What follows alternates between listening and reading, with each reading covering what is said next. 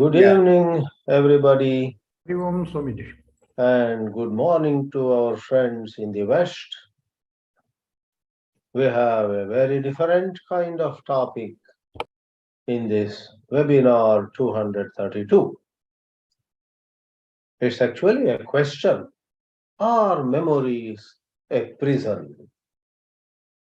And I will try to show to you that to a large extent, memories have indeed become a prison. The Adhyatma Vidya, the spiritual science, as given in the Geetā and the Upanishads, tells us that it need not be so. Memories don't have to be a prison. You and I, because of our spiritual ignorance, have allowed memories to become a prison. We are bound by them. Not just bound, we are pushed around by them, driven by them. Memories sometimes stop us when we actually have to get going, and sometimes push us to the front when we need to step back. Memories have been tyrannizing us. It's very sad that we, the humanity, have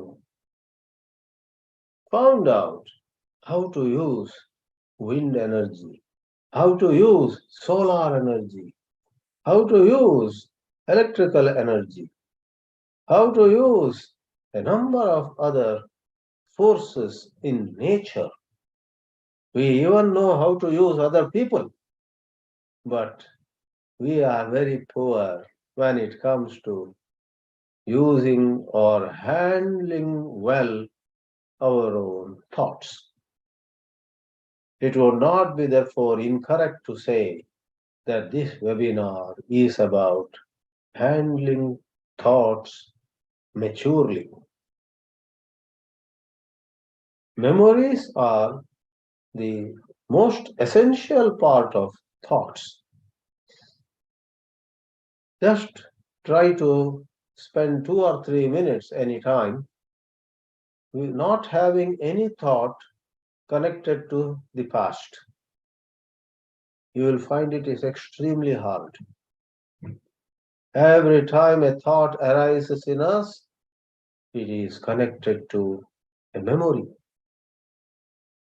Many of us, in fact, have our conversation also going like that, especially as we get older.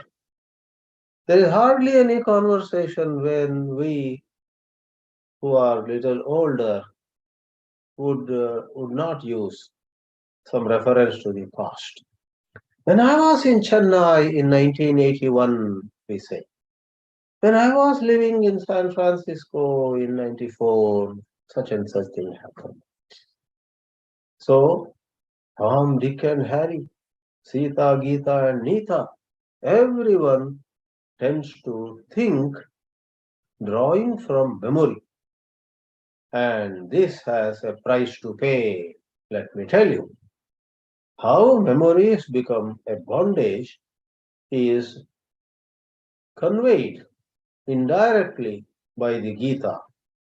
In fact, though indirect, this message is conveyed in every chapter of Bhagavad Gita. Therefore, at this point, let me use a couple of slides for you to appreciate some of these points even better. Here we go. This session happens to be 232nd webinar from Fawai Forum. Fawai means the flame of who am I. In the context of this webinar, we may as well say it is the flame of inquiry into memory, into thought. For this I, this ego, this ahankar, is nothing but, as Swami Chidānandaji said, a bundle of memories. If we were treated very well at a lot of places in the past, A certain ego develops in us. We expect people to give us a red carpet welcome these days also. Though times have changed, our status has changed, our, you know, many things about us might have changed. And if we are not treated well in the past, those memories make us a bit diffident, lacking in confidence. Even if we have accomplished something big, we look around and wonder whether anybody cares for our accomplishment. Because our memories have conditioned us to get used to neglect, let's say. So, who am I? Am I the one to be held in high regard, or am I the one to be neglected again and again? On the greatest height of spiritual philosophy, the answer is you are neither. You neither need anybody's praise, nor do you need anyone, nor do you have to bother about anybody's insult. Live in the present, do what is right, do what is good for others as well as yourself. Find out win-win solutions to your challenges. Grows the wisdom of Adhyatma Vidya. So let's see here what we know. How exactly we say memories are a prison. They don't have to be, let me say one more time, what they have become. They become a prison. So there was a great Mahatma in Mumbai, Nisargadatta. He gave this analogy. Life is like a journey by a boat in a river. Okay, a boat is going by a river. Fine. How does that represent human life? Any river has to have a right bank and a left bank. In the journey of life, pleasure and pain are the two banks of the river. And Nisargadatta says in his great book, Worth Its Weight in Gold, I Am That, he says, pleasure and pain are the two banks of the river. The rich and poor, the educated and the illiterate, men and women, Westerners and Easterners, everyone meets with pleasure at times and with pain at other times. The boat is bound to hit the left bank or the right bank. Then, where is spiritual wisdom coming in? While no one can escape hitting the two sides occasionally, those rare minority who do not get stuck at either side, either bank, are free. This is the analogy. Do not get stuck. Hit pleasure, but move on. Hit pain, but move on.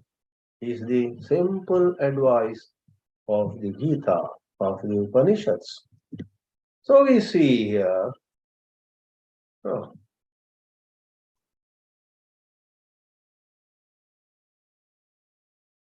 next. Every one of you must be asking, what do you mean by getting stuck? What is meant by getting stuck at a bank?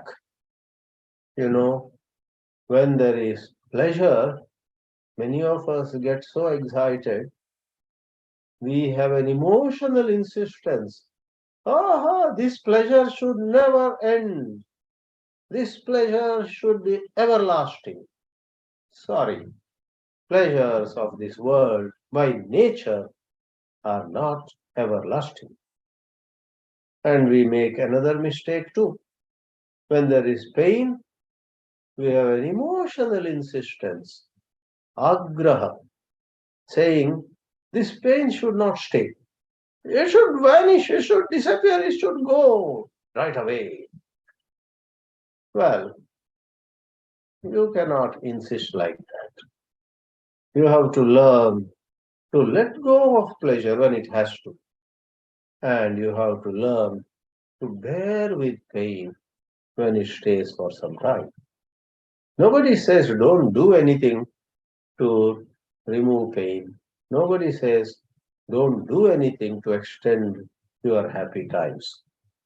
But there's a big difference between being proactive, being active in a certain way, and crying and weeping and or insisting, making a big issue and so on.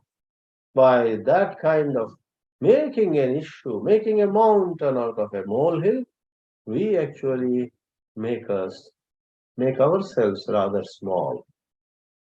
Why do we so much depend on these passing show? Sri Krishna in the Geetā says rightly, Kripanaha Phala Those who are so much dependent on phala, the result of some enterprise, some action, result, or by phala or result, what is meant basically is what comes to us. Those who depend so much on what comes to them are kripanaha. Kripana means kripa yogya. They are pitiable. Whereas those who, while they try to extend happiness and reduce suffering, suppose do not succeed. Those who say, all right, I believe we have to bear with this for another 2 or 3 days. Let's see what can be done and let's bear with this. So those who are not so insistent either on ending of pleasure, either on the continuation of pleasure or on ending of pain. Agraha. There is a statement somewhere. Buddhehe phalam tu anagraha. The very result, the very characteristic of wisdom is, while one is as active as is possible, one does not do agraha, that it should happen this way only or that way only. One does put in one's effort. No spiritual science asks you to be passive and dull and just say, well, everything happened because of my karma and so on. As a Subhashita says, even the lion, the king of the jungle, has to go out so that he gets his food. That's called Udyama. Udyama is required for every one of us in the mundane world, in the spiritual world too. Udyamena hi siddhyanti karyani na manorataihi nahi suptasya simhasya pravishanti mukhe mragaha. That is the Subhashita. So, this getting stuck happens because we have somewhere become tamasic. We have stopped thinking. We have stopped inquiring. We have stopped distinguishing between what is in our hand and what is not in our hand. Even a management guru like Stephen Covey, right in the first chapter of his famous book, The 7 Habits of Highly Effective People, says, be proactive. And when he talks about being proactive, he uses a diagram. There are 100 things with which you are concerned.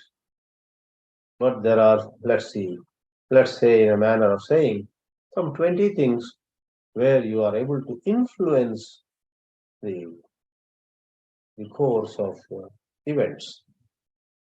Stephen Covey makes a strong appeal.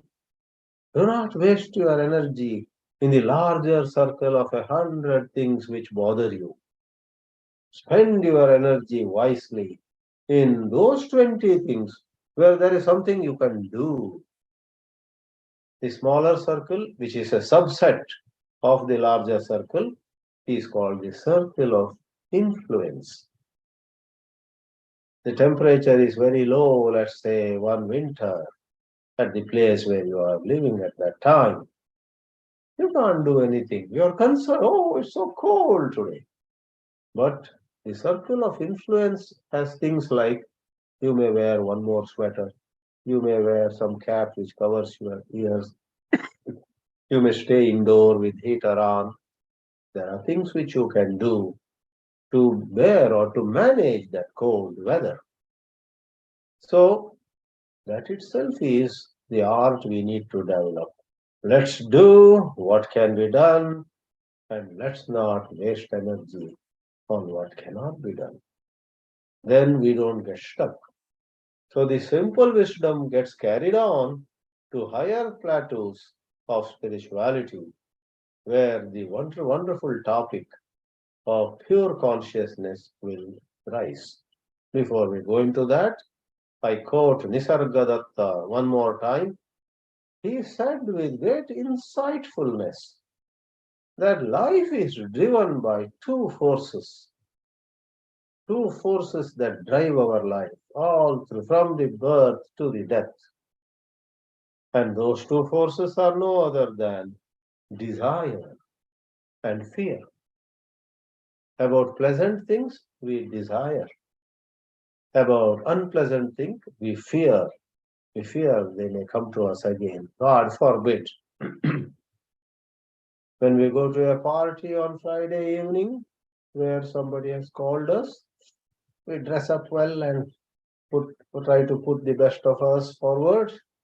And as we are driving towards the party, we hope those two or three people whom we love will also be there. And we fear those two or three people whom we detest, whom we abhor, who get on our nerve. We fear that they also would be there. We hope they would not come, and we hope these two will come. That is desire and fear. From desiring a toy in our childhood, a doll in our childhood, over to attention from teachers, prizes in some competitions, over to many other things as our age advances. Is there any time in life where some desires are not disturbing us, some fears are not disturbing us? And Nisargadatta says, if you closely examine what desire is, after all, it is nothing but memory of pleasure and joy.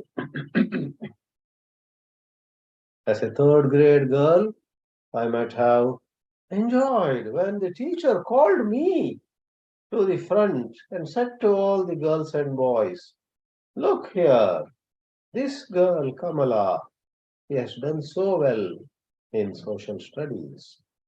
Look at her subject paper. I felt on top of the world.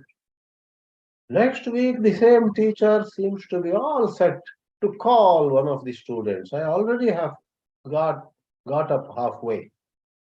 But this time she calls some boy, Dinesh. Dinesh has done so well in some other subject. My heart sinks. The memory of the special attention given to me last week makes me desire its repetition. And the fear is no other than memory of pain suffered. And these two forces, desire and fear, pull us down, press us down, make us miserable. So you can't say, okay, let's eliminate desire and fear, let's eliminate memories. Life requires memories. If you don't have any memories, you will become non-functional. Therefore, that is exactly where we say we need functional memories, but we should watch very carefully the mischief played by what they call in the allied literature psychological memories. That the teacher called me and praised me in front of the whole class is a fact. It's functional memory. And I know that, who knows, this week also the teacher may call me for something. But if she doesn't, fine. I'm okay with it. So, to remember the attention given to me last week, and to get so fond of that attention. To look at myself as who am I? Who am I comes there. Who am I? I'm the one that teachers call generally to specially praise. That is not true. That's not a fact. That day you were called. Today she is going to call Dinesh. Next week she is going to call Vimala. So don't be so attached to your being always praised. Nor should you imagine that pain will come again and again the same way. So be free of these hang-ups. Be free of the ego, which is a bundle of memories. Therefore, we say Bhagavad Gita doesn't directly talk of Smriti. Smriti is the bedrock of both desire and fear. It is the foundation for raga, dvesha, sukha, dukkha. So all through the chapters of the Gita, we have such expressions. We have given just two or three. Dukkeshu anudvigna manah, sukheshu vigata spraha, vitaraga bhaya krodha stita dhir muni ruchyate. You have the shloka. You and I memorize, sometimes give long talks on them. But when actually sorrow comes to us, we have only one question. Why didn't this sorrow go to the neighbor? Why to me? Actually, when pleasure comes to us, we seek its continuation with all our strength. Spraha means wanting it more and more. Sri Krishna says, with all sympathy, enjoy pleasure when it comes your way. But when it goes, say goodbye. Agate swagatam kurya. When it comes your way, welcome it. Gachantam na nivare. When it's going, you just have to say, oh, is it over? Okay, you move on.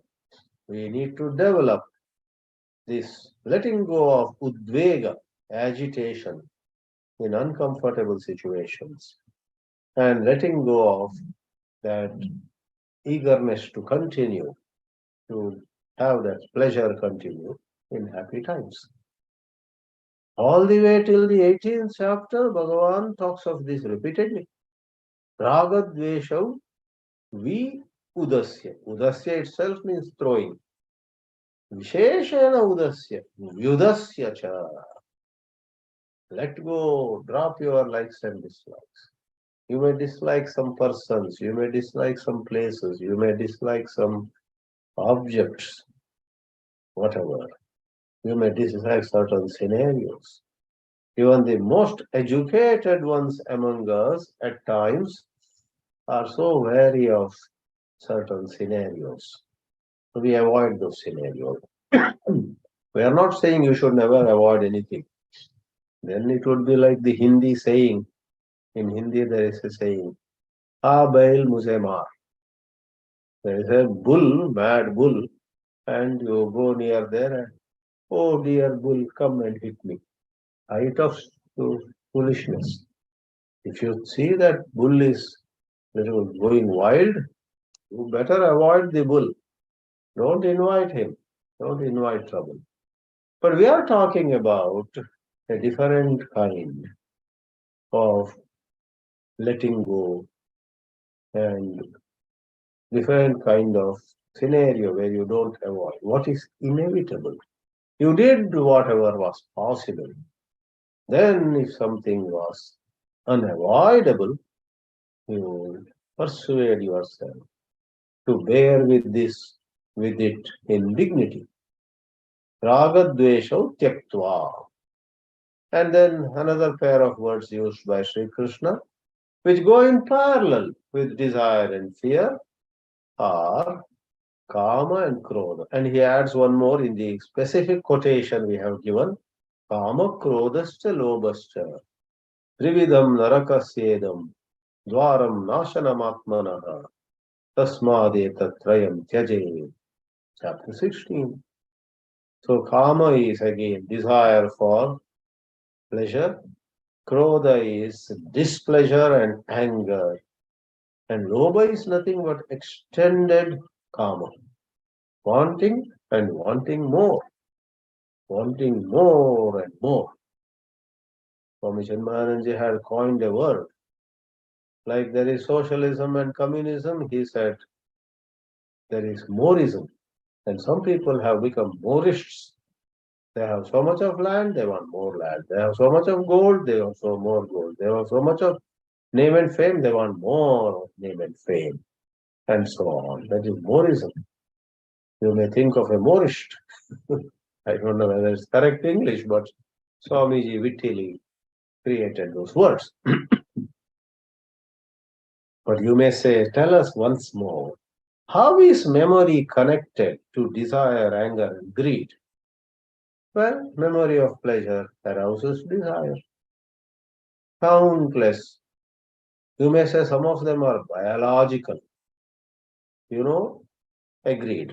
Therefore, in spirituality, a certain space is given for what is called Swadharma.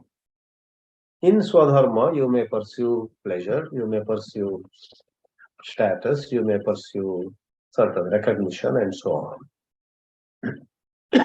That goes well with the way biological makeup. Arjuna was a Kshatriya not just by birth, but by his Swadharma, by his nature. So certain lifestyle, certain privileges were granted to him by the Shastras. So for people who by nature are of different personality types, and that personality type includes biological factors. And this personality type also takes into account your age. At age of 8 or 10, generally 99.9% of people will have some desires. No spirituality says to a 10-year-old boy, don't ask for toys. It is spiritually incorrect. 10-year-old boy wants toys, things to play with.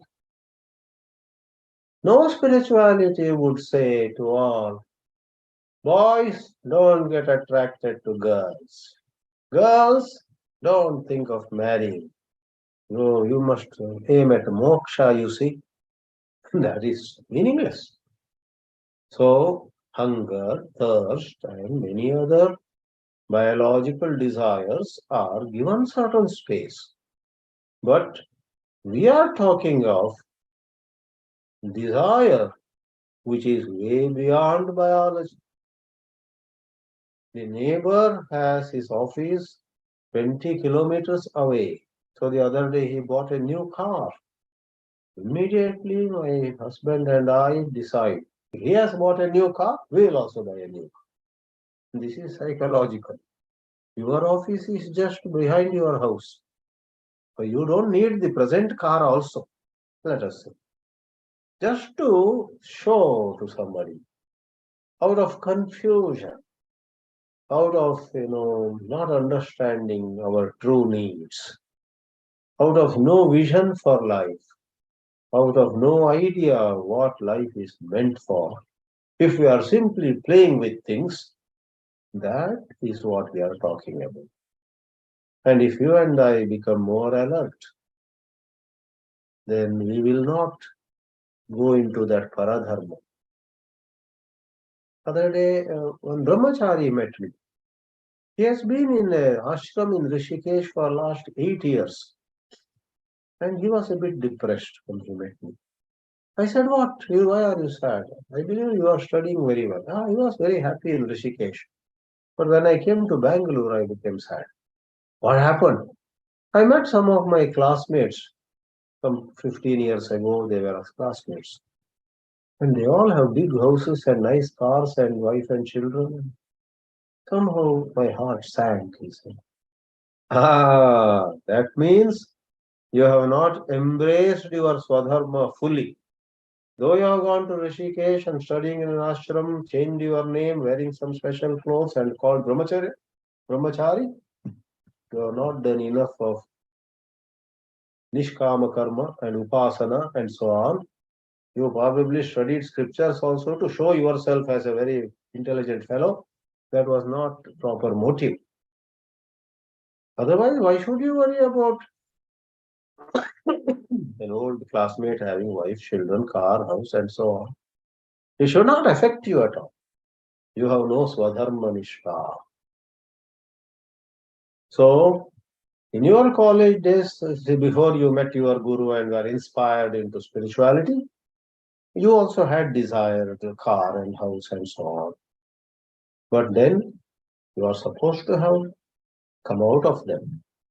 Then he slowly thought over and he said, yes, the memories of school days and college days. Well, with everybody else, I also went to movies, I also went to ice cream parlors, I also went to Mauj Masti, as they call. They left behind certain residues, and those memories are even now awakening some desires in me. Therefore, I should do upasana. It is through upasana that we get chitta shuddhi. It is through upasana that we don't get anything artificial, but the natural well-being of our own within. Deep inside us, we are actually of the nature of happiness. This brahmachari, who was very inspired by one Swamiji, whom he met in Orissa or somewhere, very inspired by the Swamiji, he just followed him to Rishikesh, right? Had samskaras, had love of God, had certain inkling, certain glimpse of the natural inner happiness. Therefore, in his case, Swadharma is Tyaga, not Bhoga. So, because some memories were not sorted out, the school memories, the college memories, who knows, in his college maybe he had a couple of girlfriends too. Maybe he even promised some girl that he would marry her. Anyway, it's all memories, memories, memories. And he has not sorted those memories out by study of scriptures, looking at them from a different perspective, where that seeing from a different perspective would weaken those memories, and then desires also would get weakened. Same way, memory of pain arouses anger. This brahmachari, just to take the same example, maybe in his college days, school days, had certain prejudices against some community, against some professional group, against. Well, but now his life has changed. He should let go of those ideas of, I belong to this community and I hate that community, etc. Now, as a brahmachari, you don't belong to any community. You belong to God. Love all, respect all. So, not just two or three sentences. A lot of working on one's own mind is required. Therefore, do satsanga. Therefore, be in the company of wise. And above all, in your private life. In Kali Yuga, everybody attends all satsangs. But in private life, when they are left to themselves, they don't have enough discipline. Nobody is watching. So let me do this, let me do that, and so on. And with the gadgets coming, so many movies and entertainment and this and that. And if you are alone, you can order so many things to eat, drink. So times have become even more unfavorable in a sense. But the same technology can help you access any spiritual talk from anybody, by anybody who might be 1,000 miles away. Memory of pleasure is the basis of greed, which is swelling desire. Therefore, if somebody is, let's say, 43-year-old, 42 years, she or he has involved herself or himself in many activities, interactions, and so on, vyavahara, that has left behind memories. So, spiritual practices expose those memories, they rise. Don't imagine anybody would have a Om Namah Shivaya japa with no thought at all. 999, if not more, out of 1000 will have various memories coming up. Painful memories, pleasant memories. Somebody is meditating. He is at 68-year-old. He gets the memory of how he had contested an election when he was 42 and had won with big majority against the opponent. So even he is doing Om Namah Shivaya and smiling. Somebody would think he is smiling with joy of Shiva. He is remembering his election victory 20 years ago. Same way another time, while doing Om Namah Shivaya, he expresses pain. Because he remembers another time, maybe in his college days, he gave a rose to a beautiful girl and she took it and threw it. So many years have passed, he cannot forget. So what we do is go on with Om Namah Shivaya. There is the pleasant memory. There is the unpleasant memory. Do not hug any of them. Do not feed either of them. Om Namah Shivaya. Let it rise, let it subside. For 10 minutes, for Shiva's sake, be with Shiva. Memories rise. Do not add fuel to the fire. That's how one can handle. So coming to the close of this presentation, if we do not pay attention to what thoughts are doing to us, what memories are doing to us, we will be very much like silkworms who make a cocoon and they are bound by the cocoon. And silk industry people at a certain stage of that whole process collect these cocoons and boil them alive. When I was in Hyderabad some years ago, I attended a session in our own J. Krishnamurti Center, Panjagutta. Somebody had come and gave a talk on Ahimsa silk. A very surprising topic. What is Ahimsa silk? Then I understood. In Ahimsa silk, they don't boil this cocoon with a worm alive inside. At some stage, maybe almost when the worm is going to come out, they facilitate its smooth coming out. Then they take only the outer cocoon. But the moment the worm is crawling out of the cocoon, it breaks so many threads, whatever it is. In this world, in India itself, maybe at some other countries too, there is today what is called Ahimsa silk. But there are two problems with that. One is because the threads got broken quite a bit by the wriggling out of the worms. The silk made of that Ahimsa cocoon threads is not of that quality as the regular silk, not even 50%. The moment you take a Ahimsa silk cloth, you feel it's not so good. Secondly, it's more expensive also. So they are struggling with that, but there is something called Ahimsa silk. But let's leave that apart.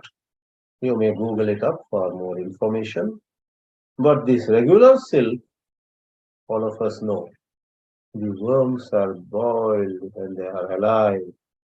They die and the threads are taken out. We are bound in thought structures. The cocoon in which we are trapped is the thought structures made by our own memories. And this worldly life boils us alive. With all sorts of technological advancements, we have sorrow in them. Therefore, we are like silkworms. Without spending much time on this now, if you ask, how do we get free? All spiritual practices are about getting free of these memories only. yoga, karma, bhakti, jnana, asana and pranayama, for example, nishkama karma, serving others and not insisting on what we get and where we reach, etc. Resting assured that when we serve, we will get what we need. Bhakti, jnana. Jnana has one variation called self-inquiry, promoted by Ramana Maharshi. He also asks us to study the Vedanta to some extent. But in this traditional jnana, it's more and more of study till the teachings become very clear. So through any of these four, you will go from tamas to rajas, rajas to sattva, as though there's a new sunrise. Your mind is illumined. Then how to go from sattva to the level higher, the highest level? That happens. When we stay in sattva, a divine power will catapult us to pure consciousness, where memories take a back seat. You will have all the functional memories, maybe better than before. You may remember in the minutest detail what had happened when you were in ninth standard, ninth grade in high school, and a certain teacher was in bad mood. He made all the boys get out of the class, scolded us, etc. You may remember the name of the teacher, the time of the day, and so many things. That's not a problem. But if you are able to smile at it, this happened to us in eighth grade, you smile at it. You don't have any anger with that teacher. That teacher may be dead and gone now. But even if he is alive, you are not going to try to take revenge against him. So you are aware of functional memories, facts and figures, but psychological memory, that hurt ego or the swelled up ego, swollen ego, the ego that got pampered, both are gone, no ego. So just what is required for today's transaction. You have to play a role. If you are a mother, you are a mother. Your consciousness doesn't mean your son comes to you and says, Mom, Mama. It's not that you say to him, I am pure consciousness, don't call me Amma. That is nonsense.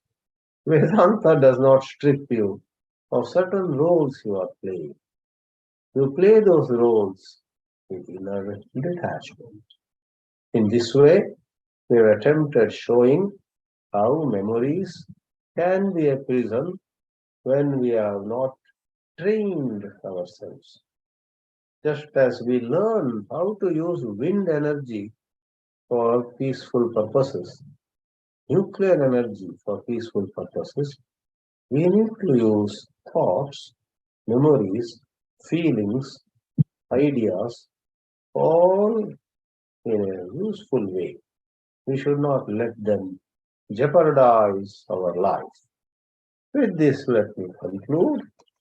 And this is time now for some questions and answers.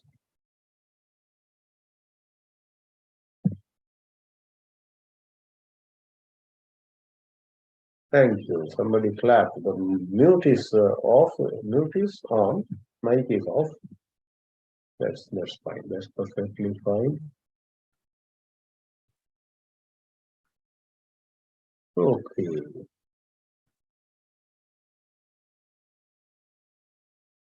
If anyone has a question or a comment, please turn your microphone on and make a comment. Swamiji, Yes, Hari Om Swamiji, this is Pravina. Yes, tell me. Always nice to hear from you. Oh, thank you, Swamiji. I know it's not related, but I just wanted to ask a little silly question. In your last slide, you put a slingshot, and is the golf ball cart to push. So what is that actually implying? Actually, the slingshot and the golf cart looking thing, both are actually catapults. Oh. Catapult is, suppose you have a stone and you just by mere hand you throw, you can't throw it far. With a catapult, you can make the stone go much farther, right? Mm-hmm. So that's both two pictures from internet. Both of them are for catapult. We have played with that simple kind of catapult in childhood. The other one picture looked like a golf cart. That also has actually a mechanism where you put a golf ball or some ball and just press one handle. The ball will get thrown far into sky or into distance. So that is, if you stay in sattva, certain divine force will throw you onto the lap of gods. Oh, The bullet point had the expression, you will be catapulted. The divine force will catapult you. See the meaning of the word catapult in a dictionary. Catapulting means making someone go up in extraordinary way. Thank you, Swamiji. Welcome. There are some 8 comments in. Is there some question? Hari Om, Hari Om. You often talk of living in 2 planes of existence. Could you please elaborate this? Yeah, I think once I had used this quote in Upa magazine, 2 planes of consciousness. Yeah, that quote that day, just a month or 2 ago in my Upa issue, I had used the quotation by Ram Das, the American saint philosopher who died a year ago, or 2 years ago, Ram Das. He said we must learn to live on 2 planes of existence. It's nothing complicated. One is the role playing. We must do justice to our role as a mother, as a father, as a wife, as a husband, as teacher, student. Another is while playing our role, we must remember we are something way beyond the role. We are pure consciousness. So karta and akarta have to go together. So Janaki Ram says mindfulness practice helps to be present and to go to the present. Yeah, moment to moment, present to present. Yeah. So I said the yoga, bhakti, jnana, karma, and I would personally put mindfulness in 2 camps. It is jnana and yoga. Because it's a practice, it is yoga. Because there is a input of certain wisdom that mind and body are doing things, just watch. You are the witness. So it is jnana. So many Buddhist practices have such nature that they can be sort of accommodated in our 4-fold classification of spiritual paths. Or irrespective of it, mindfulness, yeah. There's a lot of literature today about mindfulness. Be attentive. More attentive you are, less is the mischief thought can do to you. More inattentive you are. Because of these mobiles nowadays, everybody is so inattentive.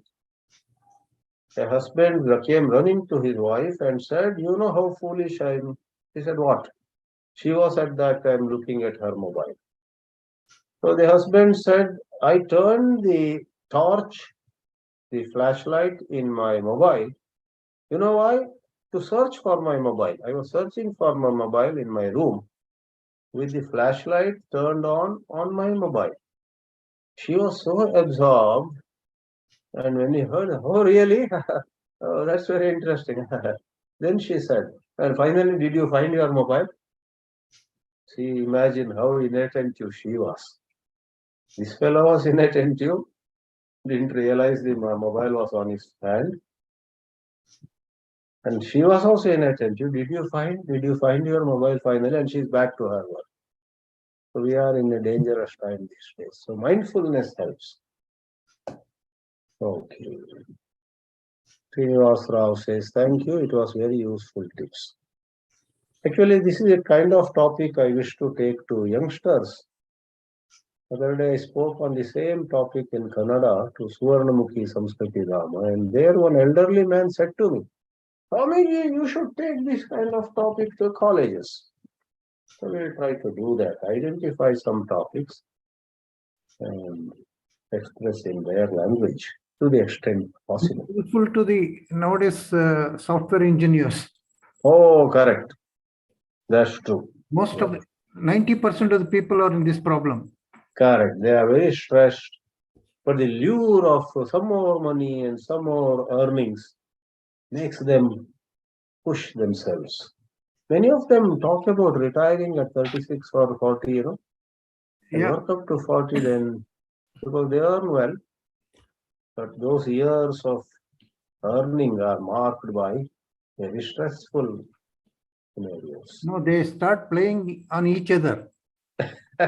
That is the biggest problem which people. What do you mean by playing on each other? Playing on tricks on each other to gain some greater what you say, Rewards. promotion. Oh yeah, correct. That's very cruel. Without doing it. Correct. Yeah, so there are both dharmic and adharmic things they do which stress them. The adharmic things can take a greater toll on them because the mind remains guilty and afraid of being caught and so on. Yeah. The dharmic things, at the most they will ask me, I said, I need money, therefore I'm putting in more hours. But what you described, yes, if I'm trying to, In the name of competition, it is more of some negativity which goes there. Right. As I observe these youngsters. Yeah, I think that's where this Dharma Shastra is an eternal need of the society. It has to be restated. So not only taking to colleges some little booklets of short articles, they should change the outlook of the readers. We will try to do that. Thank you, Swamiji. You're welcome.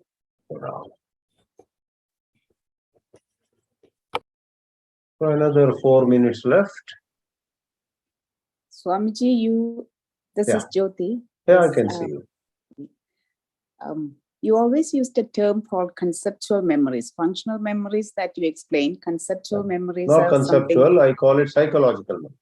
Psychological memories. Yeah. Okay. So that's the memories that bring you the thought of the past. Yeah, that we don't need memory, to think about. It revolves around our ego. Yeah. Psychological memory revolves around our ego. It re-energizes our ego. It brings new life to our heart, to our pride. It gives us pleasure. Suppose I say, you know what? When I was doing BCom, I got first place in all the 3 years. First year, second year, third year, I was the first in college. Suppose, so you got first place is a fact, functional. So you are the best judge. Somebody may say it without pride. Somebody, as I dramatized, is saying it with so much pride. So this pride about your accomplishment some 30 or 40 years ago is psychological memory. And the pain, suppose you relive certain pain.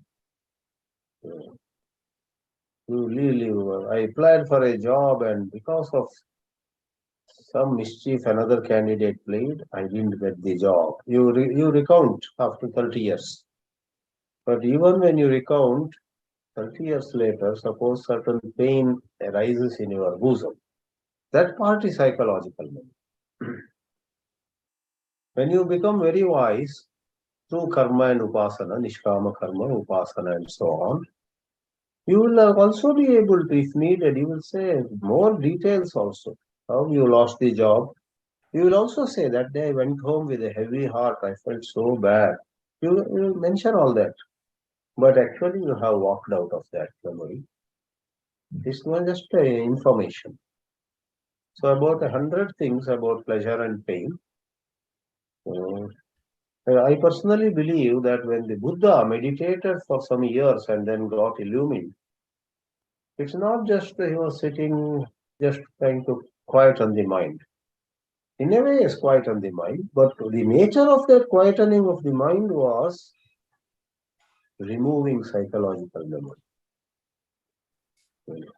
Maybe sitting there below the Bodhi tree, many things came to his mind. Maybe one of them was he remembered Yashodhara, his wife, remembered Rahul, his child, and maybe he felt a bit emotional. But unlike ordinary people who just cry for some time and then in a natural process regain their voice, that's how you and I do. But Buddha, because he was already quite mature, would handle that memory, neither suppressing it nor getting carried away, but watching it, being aware of it, and questioning, verbally or non-verbally. Verbally means, yes, Yashodhara is a very fine woman. I was so lucky to get a wife like her. But isn't it all just memory? Really speaking, I don't even know whether she is alive now. In his time, he had all the reason to wonder whether Yashodhara was still alive, Rahul was still alive on the earth. So who actually is Yashodhara? Who actually is Rahul? Who actually is my father, Shuddhodana? Are they physical realities or are they memories? Are they thought construction? He was very adept in philosophy. So he would have used the philosophical tools to weaken the memories, not in an artificial manner, in a real manner. Just as you and I get a very pleasant dream, and when we wake up, we realize that we actually did not go to Disneyland and enjoy a whole day. It was a dream. For a moment, we may feel sad, but still, it was such a wonderful dream. So great that Disneyland. After many years, another time I went. Then don't we, through that is Nana. Don't we say, but it is a dream. Clearly understanding it was just a dream helps you move on without delay. If you really had a great opportunity to enjoy something and that somebody took away, it won't be easy for you to get out of it so soon. You would even say, I will go up to the Supreme Court to drag that man to jail. So Buddha would have handled, would have sorted out, would have unwound a lot of his memories, pleasant and unpleasant, by philosophical tools, not bookish, not academic, but certain insightful inquiry. That's what Who Am I is about. You inquire into something, and all of us have the ability. That has to be honed. That ability has to be sharpened by satsangs, by discussing with competent teachers. They will give you ways and means of sorting out thoughts. Then, like Mandukya Karika says, there's a fourth chapter has Alata Shanti. A firebrand, which is a pole with fire at the end, it's rotated in a circle. So for somebody from distance, it looks like a real circle of fire. Then it is rotated in figure of 8. From a distance, somebody thinks there is a figure of 8 fire. What actually is only a firebrand. Like that, Vedanta says, if you learn the art of inquiry with no disrespect meant to father, mother, wife, husband, children, or anybody, you will come to a certain vision where completely your personal attachment goes away, which doesn't prevent you from showing love to them. But deep inside, there is a dramatic transformation in you. Yeah. And occasionally, you may even shed tears of joy or sorrow when you are with them. But broadly speaking, you have a quiet mind. A quiet mind is where the Psychological memories, like my last slide said, take a back seat. Whereas the conditioned mind, the worldly mind, is where psychological memories pester us, chastise us, trouble us. Like that Brahmachari, after 8 years in Rishikesh, his heart sank when he found one classmate of his who used to come to him for doubts in every subject, having a very fancy car and a wonderful house and posh area of that town. Why should his heart sink? He had not sought. He memorized shlokas. Maybe he chanted mantras very well in Rishikesh. But the inside story is the poor boy did not sort out his desires and fears. He suppressed them. Right. Maybe he swept the dust under the carpet, as the idiom goes. There is a question in chat box by Chat box has a question. I think we will answer that and wind up. Two are there. Ravindra Murthy and Shaktiji. Right.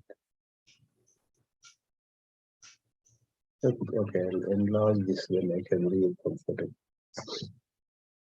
Okay. Shakti Kumar says, I can see it that most of the memories bubbling up in me are either tyrants or just rubbish. But when Arjuna says, Nashto moha smriti labdha, does the word smriti denote some other dimension? Actually, that statement is not in a very deep context. Smriti is the dharma adharma smriti. He had read Kshatriya dharma is to fight, to protect his community, to fight for the justice and so on. In his emotional turmoil, he had forgotten his duty. So, kartavya smriti hi labdha. Moha also is about kartavya, he had come into moha. So, thank you for quoting this, because for a moment I thought the word smriti may not come in Geetā. It's there in the 18th chapter. Of course, the 7 qualities of women also, smritir meda, dhriti kshama, 2 or 3 times smriti comes. Now, Ravindra Murthy says, would it not be a better approach to see that memory is just nothing other than a fresh thought presenting to the eye, the unaffected spectator? Memory is just a myth. Thought is an impersonal activity. I accept these, but this observation is when you are more and more convinced of awareness alone being the truth.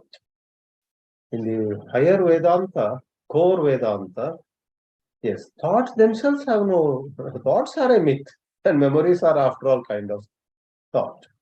Therefore, old thought or new thought, thought itself is of questionable credentials. But in this webinar, I did not go to that height, because some of the words and expressions would be very difficult for people to appreciate. We can try this some other time. Memory also is a fresh thought. Because if we indulge too much in cause and effect, what happened to me in 8th grade, what happened to me as college student, what happened to me in the first 2 years of my marriage, and now what I am going through in 2022. In this way, if I talk, we are only strengthening the reality of causation. In higher Vedanta, causation is a myth. Space-time causation, all 3 are a myth. Shuddha Chaitanya, Satchit alone is reality. So there are some Vedanta teachers who from the first class onwards try to help you with this view. But what I adopted was avoiding the higher Vedanta ground, taking, maybe you can call it the Adhyaropa section. Adhyaropa, Adhyaropi. Adi Shankara himself in his Bhashyas gives credence to the 3 avasthas and even causation, waking being the cause of dream. And then it is explained that he temporarily accepts the superimposition for Madhyamadhikaris probably. Then for Uttamadhikaris, he would say the extraordinary revelation that there is no link between waking and dream. So well said. Well, your point is well taken.